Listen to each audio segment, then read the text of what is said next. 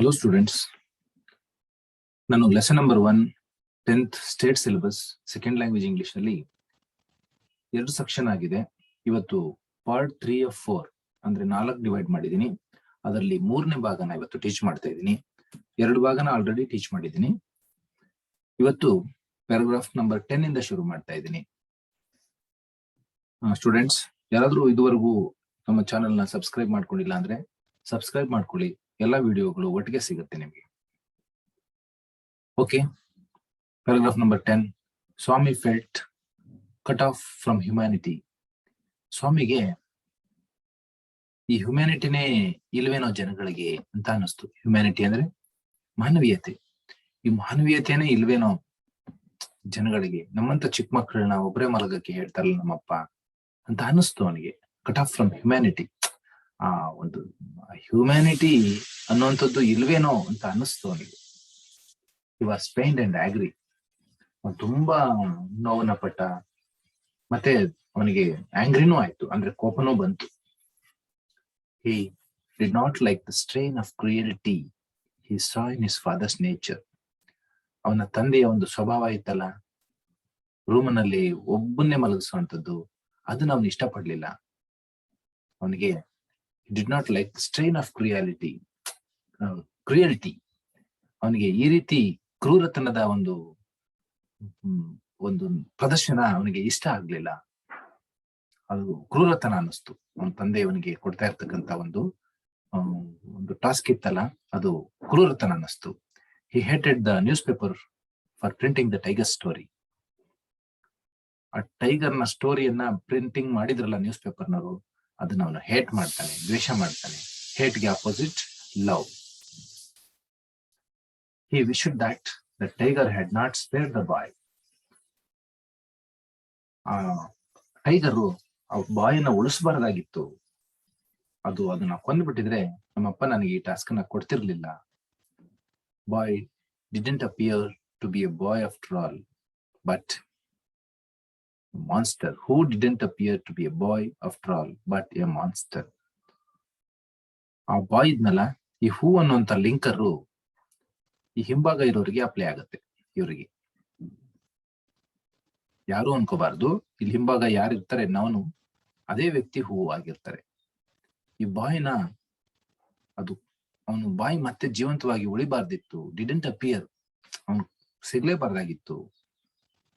To be a boy after all, ಒಬ್ಬ ಹುಡುಗ ಆಗಿ ಮತ್ತೆ ಉಳ್ಕೋಬಾರ್ದಾಗಿತ್ತು ಅವನು. ಬಟ್ ಎ ಮಾನ್ಸ್ಟರ್, ಆದ್ರೆ ಆ ರಾಕ್ಷಸ ಅವನನ್ನ ಉಳಿಸ್ಬಿಟ್ಟಿದೆ. ರಾಕ್ಷಸ ಅಂದ್ರೆ ಯಾರು? ಟೈಗರ್. Paragraph number 11.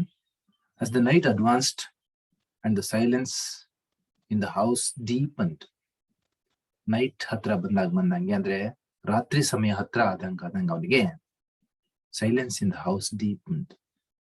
ಆ ಮನೆಯಲ್ಲಿ ಏನೋ ಒಂಥರ ಮೌನ, ನಿಶ್ಶಬ್ದ ಮನೆಯಲ್ಲಿ ಜಾಸ್ತಿ ಆಗ್ತಾ ಇದೆ. ನಿಶ್ಶಬ್ದ. His heart beat faster. ಅವನ ಹಾರ್ಟ್ ಬೀಟ್ ತುಂಬಾ ಜೋರ ಹೊಡ್ಕೊಳಕ್ಕೆ ಶುರು ಮಾಡ್ತು. ಭಯ ಆದಾಗ ಹಾರ್ಟ್ ಬೀಟ್ ಸ್ವಲ್ಪ ಫಾಸ್ಟ್ ಆದಂಗ ಅನ್ಸುತ್ತೆ. He remembered all the stories of devils and ghosts he had heard in his life. ಅವನ ಜೀವನದಲ್ಲಿ ಕೇಳಿದಂತಹ ಎಲ್ಲ ಡೆವಿಲ್ಸ್ ಮತ್ತೆ ಗೋಸ್ಟ್ ಗಳ ಸ್ಟೋರಿಗಳಿತ್ತಲ್ಲ, ಅದನ್ನ ಅವನು ರಿಮೆಂಬರ್ ಮಾಡ್ಕೊಳ್ತಾನೆ. ನೈಟ್ ಅಡ್ವಾನ್ಸ್ ಆದಂಗ ಅವನಿಗೆ ಏನ್ ಅನ್ನಿಸ್ತು? ಎಲ್ಲ ಸ್ಟೋರಿಗಳನ್ನ, ಅವನ ಜೀವನದಲ್ಲಿ ಕೇಳದಂತಹ ಈ ದೆವ್ವ ಮತ್ತು ಭೂತಗಳು, ಡೆವಿಲ್ಸ್ ಅಂಡ್ ಗೋಸ್ಟ್ ಅಂದ್ರೆ ದೆವ್ವ ಮತ್ತು ಭೂತಗಳ ಕಥೆಗಳಿತ್ತಲ್ಲ, ಅವುಗಳನ್ನೆಲ್ಲ ನೆನಪು ಮಾಡ್ಕೊಳ್ತಾನೆ. ಚಿಕ್ಕ ಮಕ್ಕಳಲ್ಲೇ ಸಾಮಾನ್ಯ ದೆವ್ವ ಭೂತಗಳ ಕಥೆಯನ್ನ ನೆನಪು ಮಾಡ್ಕೊಳ್ಳೋದು ಸರ್ವೇ ಸಾಮಾನ್ಯ. How often is chum Mani had seen the devil in the banyan tree at his street end. ಅವನ ಚಮ್ ಮಣಿ ಅಂತ ಒಬ್ಬಿದ್ದ. ಚಮ್ ಮಣಿ, ಚಮ್ ಅಂದ್ರೆ ಕ್ಲೋಸ್ ಫ್ರೆಂಡ್ ಅಂತ. ಅವನ ಕ್ಲೋಸ್ ಫ್ರೆಂಡು ಅವಾಗವಾಗ ದೆವ್ವವನ್ನ ನೋಡಿದ್ದ. ಎಲ್ಲಿ? ಬ್ಯಾನಿಯನ್ ಟ್ರೀ, ಆಲ್ದ ಮರದಲ್ಲಿ. ಆಲ್ದ ಮರ ಎಲ್ಲಿತ್ತು? ಅವನ ಒಂದು ಸ್ಟ್ರೀಟ್ ಎಂಡ್ ಅಲ್ಲಿ. ಅವನು ವಾಸ ಮಾಡ್ತಿದ್ದಕ್ಕಂತಹ ಬೀದಿ, ಓಣಿ ಅಂತ ಕರಿತೀವಲ್ಲ, ಸ್ಟ್ರೀಟ್ ಅಂದ್ರೆ ಬೀದಿ, ಓಣಿ. ಆ ಓಣಿಯ ಕೊನೆಯ ಭಾಗದಲ್ಲಿ ಎಡ್ಜ್ ಅಲ್ಲಿ ಒಂದು ಬ್ಯಾನಿಯನ್ ಟ್ರೀ, ಆಲ್ದ ಮರ ಇತ್ತು. ಅಲ್ಲಿ ಕ್ಲೋಸ್ ಫ್ರೆಂಡ್ ಮಣಿ ಅನ್ನೋನು ಅವಾಗ ಡೆವಿಲ್ ಅನ್ನ ನೋಡಿದ್ದ. ಅಂಡ್ ಅಂದ್ರೆ ನಿಜವಾಗಿ ನೋಡಿದ್ನೋ ಇಲ್ವೋ ಆ ತರದ ಒಂದು ಕಲ್ಪನೆಗಳನ್ನ ಇವನು ನೆನಪಿಸ್ಕೊಳ್ತಾ ಇದ್ದಾನೆ.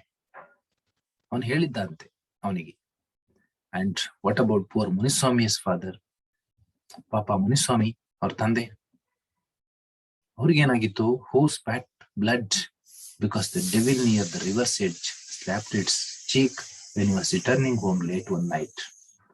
ಒಂದಿನ ಹೂ ಸ್ಪ್ಯಾಟ್ ಔಟ್ ಬ್ಲಡ್, ಅವನು ರಕ್ತವನ್ನು ವಾಮಿಟ್ ಮಾಡ್ಕೊಂಡಿದ್ದ. ಯಾಕಂದ್ರೆ the devil near the river's edge, ಆ ಒಂದು ರಿವರ್ಸ್ ಎಡ್ಜ್ ಅಂದ್ರೆ ನದಿಯ ದಂಡೆ, ಆ ನದಿ ದಂಡೆ ಮೇಲೆ ಅವನಿಗೆ ಸ್ಲ್ಯಾಪ್ಡ್ ಮಾಡಿತ್ತು. ಸ್ಲ್ಯಾಪ್ಡ್ ಅಂದ್ರೆ ಕಪಾಳ ಹೊಡೆದಿತ್ತು. ಯಾರು? ದೆವ್ವ. His cheek, slapped his cheek, ಕಪಾಳಕ್ಕೆ ಸ್ಲ್ಯಾಪ್ ಮಾಡಿತ್ತು. When he was returning home late one night, ಅವನು ಮನೆಗೆ ಒಂದಿನ ರಾತ್ರಿ ತಡವಾಗಿ ಮನೆಗೆ ಬರ್ತಾ ಇದ್ದಾಗ ಅವನಿಗೆ ಕಪಾಳ ಹೊಡೆದಿತ್ತು ಭೂತ. ಅದನ್ನು ಕೂಡ ನೆನಪು ಮಾಡ್ಕೊಂಡ.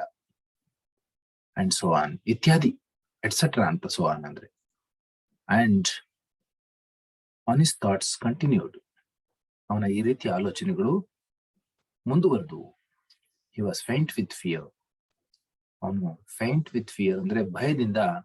ಫೈಂಟ್ ಅಂದ್ರೆ ತಲೆ ತಿರುದಂಗಾಗುವಂಥದ್ದು, ಸುಸ್ತಾಗುವಂಥದ್ದು. ಹಾಗಾದ. A ray of light from the street lamp strayed in, ಅದು ಒಂದು ಕಿರಣ ಬೀದಿ ದೀಪದಿಂದ ಅವನ ಮನೆ ಒಳಗಡೆ ಬರ್ತಾ ಇತ್ತು. Cost shadows on the wall, ಅದು ಗೋಡೆ ಮೇಲೆ ನೆರಳನ್ನ ಕಾಸ್ಟ್ ಮಾಡಿತ್ತು, ಅಂದ್ರೆ ನೆರಳನ್ನ ಸೂಚಿಸ್ತಾ ಇತ್ತು. ಯಾವುದು?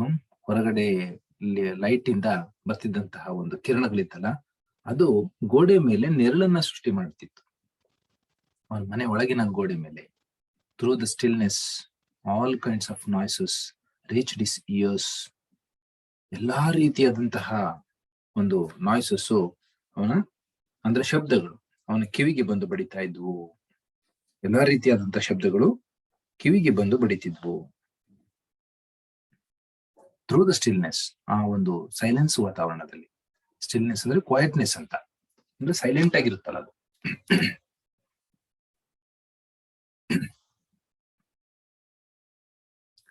rustle of trees, the ticking of the clock, ಕ್ಲಾಕ್ಗಳು ಗಂಟೆಗೆ ಟಿಕ್ಕಿಂಗ್ ಮಾಡ್ತಾ ಇದ್ದಿದ್ದು, ಅಂದ್ರೆ ಶಬ್ದ ಆಗ್ತಿದ್ದು, ಗಂಟೆ ಶಬ್ದಗಳಾಗ್ತಿದ್ದು. ರಜಲ್ ಆಫ್ ಟ್ರೀಸ್, ಮರದ ಎಲೆಗಳು ಸೌಂಡ್ ಆಗುತ್ತಲ್ಲ, ಅದಕ್ಕೆ ರಜಲ್ ಆಫ್ ಟ್ರೀಸ್ ಅಂತೀವಿ. ಮರದ ಎಲೆಗಳು ಸೌಂಡ್ ಆಗ್ತಿತ್ತು. ಸ್ನೋರಿಂಗ್ ಸೌಂಡ್, ಸ್ನೋರಿಂಗ್ ಅಂದ್ರೆ ಗೊರಕೆ ಹೊಡೆಯುವಂಥದ್ದು. ಮನೆಯಲ್ಲಿ ಬೇರೆಯವ್ರು ನಿದ್ದೆ ಮಾಡ್ತಿದ್ದಾಗ ಗೊರಕೆ ಸೌಂಡ್ಗಳು ಕೇಳಿಸ್ತಿತ್ತು ಅವನಿಗೆ. And some vague night insects humming, ಕೆಲವು ನೈಟ್ ಇನ್ಸೆಕ್ಟ್ಸ್ ಇರ್ತದಲ್ಲ, ರಾತ್ರಿ ಒಂದು ಕೀಟಗಳು, ಅವು ಹಮಿಂಗ್ ಮಾಡ್ತಾ ಇದ್ವು. ಕೀಟಗಳು ಮಾಡ್ತಕ್ಕಂಥ ಶಬ್ದವನ್ನ ಹಮಿಂಗ್ ಅಂತೀವಿ, ಹಮಿಂಗ್ ಮಾಡ್ತಾ ಇದ್ವು. He covered himself so completely that he could hardly breathe, ಅವನು ಕಂಪ್ಲೀಟ್ ಆಗಿ ಕವರ್ ಮಾಡ್ಕೋತಾನೆ, ಬ್ರಗ್ ಅನ್ನ ಕವರ್ ಮಾಡ್ಕೋತಾನೆ ಮಲಗಿದ್ದಾಗ ಹೆದರ್ಕೊಂಡು.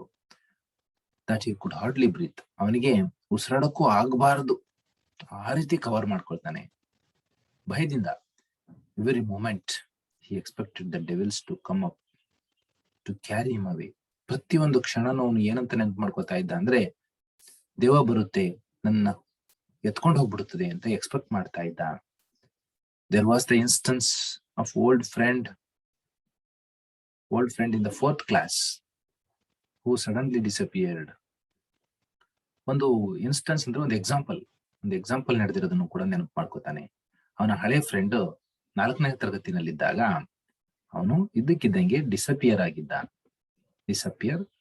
ಆಗಿದ್ದ ಅಂದ್ರೆ ಕಣ್ಮರೆಯಾಗಿದ್ದ. And was set to have been carried off by a ghost to Siam or Nepal. ಅಂದ್ರೆ ಅದೇನಂತ ಸುದ್ದಿ ಆಗಿತ್ತಪ್ಪ ಅಂದ್ರೆ, ಒಂದು ದೆವ್ವ ಅವನನ್ನ ಎತ್ಕೊಂಡು ಹೋಗಿದೆ. ಗೋಸ್ಟ್ ಅಂದ್ರೆ ದೆವ್ವ ಅವನನ್ನ ಎತ್ಕೊಂಡು ಹೋಗಿದೆ. ಎಲ್ಲಿಗೆ? ಸಿಯಾಮ್ಗೆ ಅಥವಾ ನೇಪಾಳ ದೇಶಕ್ಕೆ ಎತ್ಕೊಂಡು ಹೋಗಿದೆ ಅಂತ ಸುದ್ದಿ ಆಗಿತ್ತು ಅಂತ ಹೇಳಲ್ಪಡ್ತಿತ್ತು. ದೆವ್ವ ಎತ್ಕೊಂಡು ಹೋಗಿರೋದು ಅಂತ. ಅವ್ನ ಕಣ್ಮರೆಯಾಗಿದ್ದಾಗ ದೆವ್ವ ಎತ್ಕೊಂಡು ಹೋಗಿದೆ ಅಂತ ಸುದ್ದಿ ಮಾಡಿದ್ರು ಊರಿನಲ್ಲಿ. ಅದನ್ನೆಲ್ಲವನ್ನು ಕೂಡ ನೆನಪುಕೊಳ್ತಾ ಇದ್ದಾನೆ. ನೆನಪು ಮಾಡ್ಕೊಳ್ತಾ ಇದ್ದಾನೆ. Paragraph number 12. Swami hurriedly got up and spread his bed under the bench and crouched there. ಏನ್ ಮಾಡ್ತಾನೆ, ಸಡನ್ ಆಗಿ ಎದ್ದೇಳ್ತಾನೆ. ಅವನ ಒಂದು ಅಂಡರ್ ದಿ ಬೆಂಚ್ ಅಲ್ಲಿ ಅವನೇನ್ ಮಾಡ್ತಾನೆ, ನುಸುಳ್ಕೋತಾನೆ. ಅಂಡರ್ ದಿ ಬೆಂಚ್ ಹೋದ್ರೆ ಅಂದ್ರೆ ಬೆಂಚಿನ ಕೆಳಗಡೆ ಹೋದ್ರೆ ನನಗೆ ಭಯ ಕಡಿಮೆ ಆಗುತ್ತೆ ಅನ್ನೋದಕ್ಕೋಸ್ಕರ ಹೆದರ್ಕೊಂಡು, ದೆವ್ವ ಇರುತ್ತೆ ಅನ್ನೋ ಹೆದರ್ಕೊಂಡು ಆ ಬೆಂಚಿನ ಕೆಳಗಡೆ ಹೋಗಿ ಕ್ರೌಚ್ಡ್ ಮಾಡ್ಕೊಳ್ತಾನೆ. ಕ್ರೌಚ್ಡ್ ಅಂದ್ರೆ ಮುದುರ್ಕೊಳ್ಳುವಂಥದ್ದು, ಕಾಲು ಕೈ ಎಲ್ಲಾನು ಮುದುರ್ಕೊಂಡು ಮಲಗುವಂಥದ್ದು. It seem to be a much safer place. ಅದು ಅವನಿಗೆ ಸುರಕ್ಷಿತವಾದ ಜಾಗ ಅನಿಸ್ತು. ಮೋರ್ ಕಾಂಪ್ಯಾಕ್ಟ್, ತುಂಬಾ ಒಂದು ಅವನಿಗೆ ಸರಿ ಅನಿಸ್ತು ಆ ಜಾಗ. ಅಂಡ್ ರಿಅಶ್ಯೂರಿಂಗ್, ಅವನು ಬೆಂಚ್ ನಡಿಲ್ ಸೇರ್ಕೊಂಡಿದ್ದು ಅವನಿಗೆ ಒಂದ್ ರೀತಿ ಇಲ್ಲಿ ಏನೂ ಆಗಲ್ಲ ಅಂತ ಅನಿಸ್ತು. He shut his eyes tight and encased himself in his blanket once again. ಅವನೇನ್ ಮಾಡ್ತಾನೆ, ಅವನ ಕಣ್ಣುಗಳನ್ನ ಮುಚ್ಕೊಳ್ತಾನೆ. ಅಲ್ಲೇ ಕಣ್ಣುಗಳನ್ನು ಮುಚ್ಕೊಂಡು and he shut his eyes tight and encased himself in his blanket. ಅವನ ಕಣ್ಣುಗಳನ್ನ ಮುಚ್ಕೊಂಡು ಒಳಗಡೆನೆ ಬ್ಲಾಂಕೆಟ್ ಒಳಗಡೆ, ಬ್ಲಾಂಕೆಟ್ ಅಂದ್ರೆ ರಗ್ಗು, ರಗ್ಗು ಒಳಗಡೆನೆ ಅವನು ಎನ್ಕ್ಲೋಸ್ ಆಗ್ತಾನೆ. ಎನ್ಕೇಸ್ ಅಂದ್ರೆ ಎನ್ಕ್ಲೋಸ್ ಆಗುವಂಥದ್ದು, ಅಂದ್ರೆ ಒಳಗಡೆ ಔದ್ಕೊಂಡಂಗೆ ಆಗ್ತಾನೆ. And to him fell asleep. Unknown to him fell asleep. ಅವನಿಗೆ ಗೊತ್ತೇ ಇಲ್ದಂಗೆ ಅವನಿಗೆ ಅಸ್ಲೀಪ್, ಗಾಢ ನಿದ್ರೆ ಬಂದ್ಬಿಡುತ್ತೆ. And in sleep was racked with nightmares. ಅವನ ನಿದ್ರೆನಲ್ಲಿ ನೈಟ್ ಮೇರ್ಸ್ಗಳು ಸ್ಟಾರ್ಟ್ ಆಗ್ತವೆ. ನೈಟ್ ಮೇರ್ಗಳಂದ್ರೆ ರಾತ್ರಿ ಹೊತ್ತು ಭಯ ಬೀಳುವಂತಹ ಒಂದು ಕನಸುಗಳು ಬೀಳುತ್ತಲ್ಲ, ಅದಕ್ಕೆ ನೈಟ್ ಮೇರ್ಸ್ ಅಂತೀವಿ. ಆ ನೈಟ್ ಮೇರ್ಗಳು ಸ್ಟಾರ್ಟ್ ಆಗ್ತವೆ. ಏನವು ನೈಟ್ ಮೇರ್ಸ್ ಅಂದ್ರೆ, ಟೈಗರ್ ವಾಸ್ ಚೇಸಿಂಗ್ ಹಿಮ್. ಅವನನ್ನ ಟೈಗರು ಅಟ್ಟಿಸ್ಕೊಂಡು ಬರ್ತಾ ಇದೆ, ಆ ರೀತಿಯಾದಂತ ಕನಸು ಬೀಳ್ತಾ ಇತ್ತು. His feet stuck to the ground. ಅವನ ಫೀಟ್ ಅಂದ್ರೆ ಅವನ ಪಾದಗಳು, ಪಾದಗಳು ಗ್ರೌಂಡ್ಗೆ ಅಂಟ್ಕೊಂಡಂಗ ಆಗ್ತಾ ಇದೆ, ಓಡಕ್ ಆಗ್ತಾ ಇಲ್ಲ. ಈ desperately try to escape. Escape ಆಗಕ್ಕೆ ಬಹಳ ಪ್ರಯತ್ನ ಪಡ್ತಾನೆ, ಕಷ್ಟಪಟ್ಟು ಪ್ರಯತ್ನ ಪಡ್ತಾನೆ. But his feet would not move. ಆದ್ರೆ ಅವನ ಪಾದಗಳು ಮೂವ್ ಆಗ್ತಾ ಇಲ್ಲ. The tiger was at his back. Tiger ಅವನ ಹಿಂದೆನೇ ಇದೆ. And he could hear its claws scratch the ground. ಅವನು ಕೇಳಿಸ್ಕೊತಾ ಇದ್ದಾನೆ, ಅದರ ಕ್ಲಾಸ್ಗಳಿತ್ತಲ್ಲ, ಕ್ಲಾಸ್ಗಳಂದ್ರೆ ಅದರ ಕಾಲುಗಳ ಉಗುರುಗಳು, ಅದು ಸ್ಕ್ರಾಚ್ ಮಾಡ್ತಾ ಇದೆ ಗ್ರೌಂಡ್ ಅನ್ನ, ಕೆರಿತಾ ಇದೆ ಗ್ರೌಂಡ್ ಅನ್ನ, ನೆಲವನ್ನ. Scratch scratch and then a loud thud. ಜೋರಾಗಿ ಸ್ಕ್ರಾಚ್ ಮಾಡ್ತಾ ಇದೆ. ಸ್ಕ್ರಾಚ್ ಮಾಡ್ತಾ ಮಾಡ್ತಾ ಜೋರಾಗಿ ಥಡ್ ಅಂತ ಸೌಂಡ್ ಬರುತ್ತೆ. Swami try to open his eyes but his eyelids would not open. ಅವಾಗ ಸ್ವಾಮಿ ಕಣ್ಣುಗಳನ್ನ ಓಪನ್ ಮಾಡ್ಲಿಕ್ಕೆ ಟ್ರೈ ಮಾಡ್ತಾನೆ, ಆದ್ರೆ ಓಪನ್ ಮಾಡಕ್ ಆಗಲ್ಲ, ಓಪನ್ ಆಗಲ್ಲ ಅವು. And the nightmare continued. ಮತ್ತೆ ನೈಟ್ ಮೇರ್ಗಳು ಮತ್ತೆ ಕಂಟಿನ್ಯೂ ಆದವು. He threatened to continue for ever. ಅದು ಕಂಟಿನ್ಯೂ ಆದಂಗ ಅವನಿಗೆ ತುಂಬಾ ಭಯ ಆಗ್ತಾ ಇದೆ. ಸ್ವಾಮಿ ಗ್ರೋನ್ಡ್ ಇನ್ ಡಿಸ್ಪೇರ್. ಸ್ವಾಮಿ ತುಂಬಾ ಪೇಯ್ನ್ಡ್ ಆಗ್ತಾನೆ, ನರಳಾಡ್ತಾನೆ ನಿದ್ದೆನಲ್ಲೇ. ಇನ್ ಡಿಸ್ಪೇರ್, ತುಂಬಾ ಏನೂ ಇನ್ನ ನನ್ ಕೈ ಆಗಲ್ಲ ಅನ್ನೋ ತರ ಅವನು ನರಳಾಡ್ತಾ ಇರ್ತಾನೆ. ಯಾರು? ಸ್ವಾಮಿ. ಡೆಸ್ಪೇರ್ ಅಂದ್ರೆ ಹೋಪ್ ಇಲ್ಲದೆ ಇರುವಂತದ್ದು, ಟು ಬಿ ಹೋಪ್ಲೆಸ್ ಅಂತ ಅಂದ್ರೆ ಭರವಸೆಯನ್ನ ಕಳ್ಕೊಂಡಿದ್ದಾನೆ. ಆ ಭರವಸೆ, ನಾನು ಚೆನ್ನಾಗಿರ್ತೀನಿ ಅನ್ನೋ ಭರವಸೆ ಅವನಿಗಿಲ್ಲ. ದೇವ ಬಂದ್ಬಿಡುತ್ತದೆ ಅನ್ನೋ ಭಯ ಅವನಿಗೆ. Paragraph number 13. With A desperate effort he opened his ice. ಕಷ್ಟಪಟ್ಟು ಆ ಐಸ್ಗಳನ್ನ ಓಪನ್ ಮಾಡ್ತಾನೆ. ನಿದ್ರೆಯಿಂದ ಇದ್ದಾಗ ನಡೆಯುವಂತ ಒಂದು ಆಕ್ಟಿವಿಟಿ ಇವೆಲ್ಲ. He put his hand out to feel his granny's presence. ಅವನು ಯಾವಾಗ ಕಣ್ಣು ಓಪನ್ ಆಗ್ತವೆ ಅವಾಗ ಅವನ ಗ್ರಾನಿಯಸ್ ಪ್ರೆಸೆನ್ಸ್ ಅನ್ನ ನೋಡ್ತಾನೆ. ಗ್ರ್ಯಾಂಡ್ ಮದರ್ ಇದಾರಾ ಇಲ್ವಾ ಅಂತ. At his side as was his habit. ಪಕ್ಕದಲ್ಲಿ ಗ್ರಾನಿ ಇದಾರಾ ಇಲ್ವಾ ಅಂತ ಕೈನ ಸ್ವಲ್ಪ ದೂರಕ್ಕೆ ಹಿಂಗಿಟ್ಟು ನೋಡ್ತಾನೆ. ಯಾಕೆಂದ್ರೆ ಅದು ಅವ್ನ ಹ್ಯಾಬಿಟ್ ಆಗಿತ್ತು. ಗ್ರಾನಿ ಪಕ್ಕದಲ್ಲಿ ಮಲಗ್ತಿದ್ದು ಹ್ಯಾಬಿಟ್ ಆಗಿತ್ತಲ್ಲ, ಹಾಗಾಗಿ ಗ್ರಾನಿ ಇದ್ದಾರೆ ಅಂತ ತಿಳ್ಕೊಂಡ. ಬಟ್ ಟಚ್ ಮಾಡಿ ನೋಡ್ತಾನೆ ಸುತ್ತ ಎಲ್ಲ. But he only touched the wooden leg of the bench. ಅಲ್ಲಿ ಗ್ರಾನಿ ಸಿಗಲ್ಲ ಅವನಿಗೆ, wooden leg of the bench ಸಿಗುತ್ತೆ. ಮರದ ಕಾಲು, ಬೆಂಚಿನ ಒಂದು ಮರದ ಕಾಲು ಸಿಗುತ್ತೆ ಅವನಿಗೆ. ಅಂದ್ರೆ ಪಕ್ಕದಲ್ಲಿ ಬೆಂಚ್ ಇತ್ತಲ್ಲ, ಅದ್ರ ಕಾಲು ಸಿಕ್ತು. And his lonely state came back to him. ಅವಾಗ ಅನ್ನಿಸ್ತು ಅವನಿಗೆ, ನಾನು ಇವತ್ತು ಇಲ್ಲಿ ನಾನು ಒಬ್ಬನೇ ಇರೋದು ಅಂತ ಅನ್ನಿಸ್ತು. ಲೋನ್ಲಿ ಅಂದ್ರೆ ಒಬ್ಬನೇ ಇರುವಂತದ್ದು. He sweated with fright. ಭಯದಿಂದ ಬೆವರ್ತಾನೆ. And now what was this rustling? ಏನಿದು ರಸ್ಲಿಂಗ್ ಆಗ್ತಾ ಇದೆ, ಮರದ ಎಲೆಗಳೆಲ್ಲ ಸೌಂಡ್ ಆಗ್ತಾ ಇದೆ. He move to the edge of the bench. ಆ ಬೆಂಚಿನ ಒಂದು ಎಡ್ಜಿಗೆ ಮಧ್ಯದಲ್ಲಿದ್ದವನು ಸ್ವಲ್ಪ ಅಂಚಿಗೆ ಬರ್ತಾನೆ, ಬೆಂಚಿನ ಅಂಚಿಗೆ ಬರ್ತಾನೆ. And stared in to the darkness. ಕತ್ಲೆನಲ್ಲಿ ದೃಷ್ಟಿ ಇಟ್ಟು ನೋಡ್ತಾನೆ, ಏನಿದೆ ಹೊರಗಡೆ ಅಂತ. ರೂಮ್ ಒಳಗಡೆ ಏನ್ ಕತ್ಲೆ ಇದೆ, ಹೊರಗಡೆ ಸೌಂಡ್ ಆಗ್ತಾ ಇದೆ, ಎಲೆಗಳ ಸೌಂಡು. ದೃಷ್ಟಿ ಇಟ್ಟು ಸುತ್ತ ಎಲ್ಲ ಕಡೆ ನೋಡ್ತಾನೆ. Something was moving down. ಯಾವುದೋ ಒಂದು ಮೂವ್ ಆಗ್ತಾ ಇದೆ ಅಂತ ಅನಿಸ್ತಾ ಇದೆ ಅವನಿಗೆ. ಯಾವುದೋ ಒಂದು ವಸ್ತು ಚಲಿಸ್ತಾ ಇದೆ ಅನಿಸ್ತು ಅವನಿಗೆ. ಹಾಗಂದ್ರೆ ಅದು ದೆವ್ವ ಅಂತ ಅನ್ಕೊಳ್ತಾನೆ. ಇಲ್ಲೇ gazing at it in horror. ಅದ್ರ ಕಡೆಗೆ ಗೇಜಿಂಗ್ ಮಾಡ್ತಾನೆ, ಗಮನ ಇಟ್ಟು ನೋಡ್ತಾನೆ, ಏನಿದು ಅಂತ. ತುಂಬಾ ಹಾರರ್ ಆಗಿರ್ತದೆ ಅವನಿಗೆ, ಭಯಭೀತನಾಗಿರ್ತಾನೆ. His end had come. ಅವನು ಅನ್ಕೊಳ್ತಾನೆ, ನನ್ನ ಅಂತ್ಯ ಹತ್ರ ಬಂತು. He realized that the devil would presently pull him out and tear him. ಓಹೋ, ಅವನ್ ಗೊತ್ತಾಯ್ತು. ಅನ್ಕೊಳ್ತಾನೆ, ಡೆವಿಲ್ ಬಂದಿದೆ, ಮೂವ್ ಆಗ್ತಾ ಇರೋದು ಇದು ದೆವ್ವನೇ, ಬೇರೆ ಯಾವ್ದು ಅಲ್ಲ. ನನ್ನನ್ನು ಎತ್ಕೊಂಡೋಗುತ್ತೆ, ಈಗ ಎತ್ಕೊಂಡೋಗಿ ನನ್ನನ್ನ ಸಾಯಿಸುತ್ತೆ. ಏನ್ ಮಾಡೋದು? ಟೇರಿಮ್ ಅಂದ್ರೆ ನನ್ನನ್ನ ಪೀಸ್ ಮಾಡಿ ಬಿಸಾಕ್ಬಿಡುತ್ತೆ ಅನ್ನಿಸ್ತು. And so why should he white? ನಾನು ಯಾಕೆ ಈಗ ವೆಯ್ಟ್ ಮಾಡ್ಬೇಕು? ಈಗ ವೆಯ್ಟ್ ಮಾಡೋದು ಅವಶ್ಯಕತೆ ಇಲ್ಲ ನನಗೀಗ. As it came nearer he cried out from under the bench. ಅದು ಹತ್ರ ಬಂದಂಗೆ ಇವನೇನ್ ಮಾಡ್ತಾನೆ, ಅಂಡರ್ ದಿ ಬೆಂಚ್ ಅಲ್ಲಿಂದ ಸ್ವಲ್ಪ ಕ್ರೈಡ್ ಔಟ್, ತೆವಳ್ಕೊಂಡು ಹೊರಗಡೆ ಬರ್ತಾನೆ. ಬೆಂಚ್ ಅಡಿಯಿಂದ ಹೊರಗಡೆ ತೆವಳ್ಕೊಂಡು ಬರ್ತಾನೆ. Hugged it with all his might. Hugged ಅಂದ್ರೆ ತಪ್ಕೊಳ್ಳುವಂಥದ್ದು, ಅಪ್ಪಿಕೊಳ್ಳುವಂಥದ್ದು. ಅದನ್ನ ತಪ್ಕೊಂಡ್ಬಿಡ್ತಾನೆ. ಟೈಟ್ ಆಗಿ ಅಪ್ಕೊಬಿಟ್ಟು ಅವನ ಎಲ್ಲ ಶಕ್ತಿಯನ್ನು ಯೂಸ್ ಮಾಡ್ತಾನೆ. ಮೈಟ್ ಅಂದ್ರೆ ಸ್ಟ್ರೆಂತ್. ಅವನ ಎಲ್ಲ ಸ್ಟ್ರೆಂತ್ ಅನ್ನು ಯೂಸ್ ಮಾಡಿ ಟೈಟ್ ಆಗಿ ತಪ್ಕೊಂಡ್ಬಿಡ್ತಾನೆ ಅದನ್ನ. And use his teeth. ಅವನ ಹಲ್ಲುಗಳನ್ನ ಯೂಸ್ ಮಾಡ್ತಾನೆ ಅದ್ರ ಮೇಲೆ. Like A mortal weapon. ಒಂದು ಮಾರ್ಟಲ್ ಅಂದ್ರೆ ಸಾಯಿಸಕ್ಕೆ ಬಳಸ್ತಕ್ಕಂತ ಒಂದು ವೆಪನ್, ಅಂದ್ರೆ ಶಸ್ತ್ರಾಸ್ತ್ರ. ಆ ರೀತಿ ಹಲ್ಲುಗಳನ್ನ ಬಳಸಿ ಅವನ ಒಂದು ಕಾಲುಗಳನ್ನ ಕಚ್ಚಿಬಿಡ್ತಾನೆ. ಯಾರು? ಸ್ವಾಮಿ. ಆ ಒಂದು ಡೆವಿಲ್ ಅಂತ ತಿಳ್ಕೊಂಡು, ಆದ್ರೆ ಅದು ನಿಜವಾಗಿ ಡೆವಿಲ್ ಆಗಿರಲ್ಲ.